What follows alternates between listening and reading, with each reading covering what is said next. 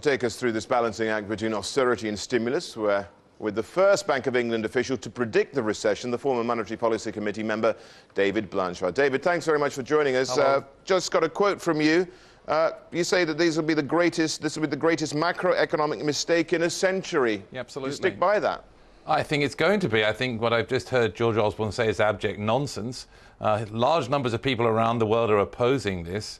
I've been in the States this week and people are saying to me, this is the most incredible experiment. We'll sit and watch and wait and try not to make that same mistake.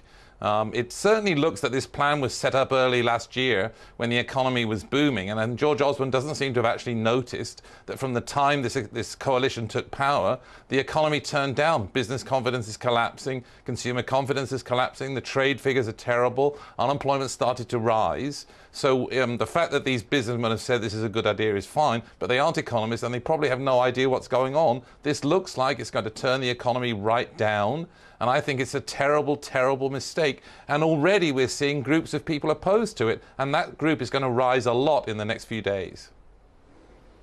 Well, nobody likes cuts, David, so what do you propose? Well, I think actually one of the things we really need to see is tax cuts. I'm a very strong proponent of cutting taxes, cutting payroll taxes, trying to invest in the infrastructure.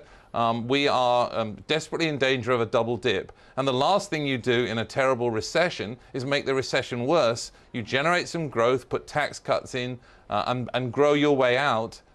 There is no evidence at all from anywhere to suggest that this kind of approach will work. The only evidence we actually have is that this kind of a strategy pushes economies downwards. So I think this is a very, very dangerous thing to do, extremely foolish. And I think it's outrageous that the Chancellor says that everybody's supporting him and this is the only way to go. That's just abject nonsense.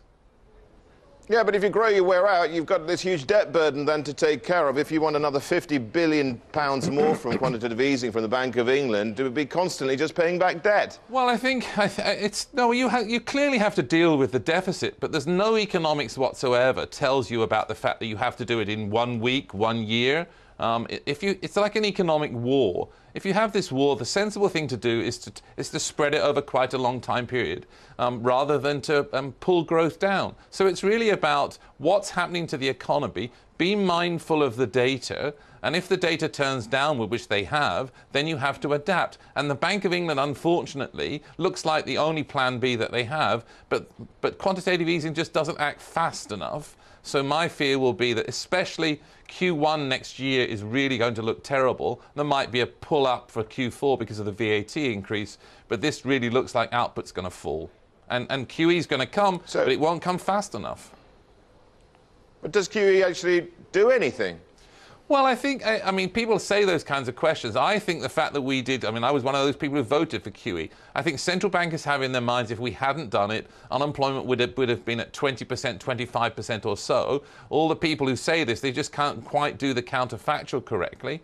I used to sit at the bank thinking, when we looked at the models were telling us we had to have negative interest rates. So QE was the only show in town. And it's quite clear when you look at the Osborne strategy, it's quite clear that the Bank of England having to do QE to make up for the fact you shouldn't be cutting. So they can't do QE fast enough. And in many senses, they have to do it now as it's sort of competitive QE. The Fed's going to do it, so you need to do it. Sterling? Yeah, a lot of people say, OK, it's sterling, though, that's going to help us out here. And sterling, of course, has slid against the dollar. It's come back, though, now. Right. You know, do we need this devaluation? I mean, if countries which keep on devaluing are meant to be successful, then, you know, Zimbabwe would probably be the most successful country in the world, economically speaking. Oh, we can't use the Zimbabwe example again. You're going to say to me, oh, well, if we do this, we're going to be at Zimbabwe's hyperinflation. No, that's not the right analogy. Perhaps the right analogy is what happened to the US in the 30s, when you think it's all over, it's wonderful, and you tighten, and you go back to the double dip.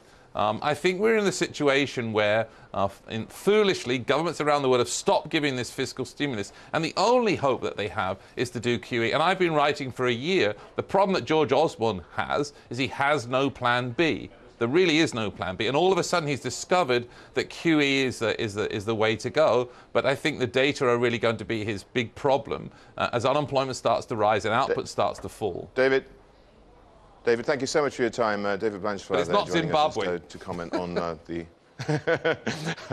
OK, it is, and I perhaps egged it a little bit too much, David. Thanks a lot. Right.